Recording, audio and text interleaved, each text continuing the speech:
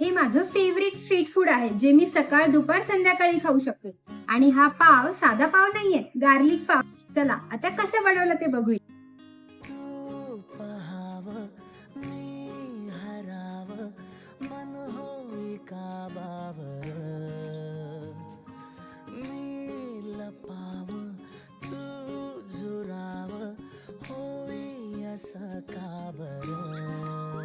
घडला कधी समजना काही ये कसा जळणी चांदवा मखमली मखमली मखमली रेशमाचा दुवा रेशमी रेशमी रेशमी बंध जुळला मला तर माहितीये, तर मला तुम्ही तुमचं फेवरेट स्ट्रीट फूड काय ते कॉमेंट मध्ये सांगा.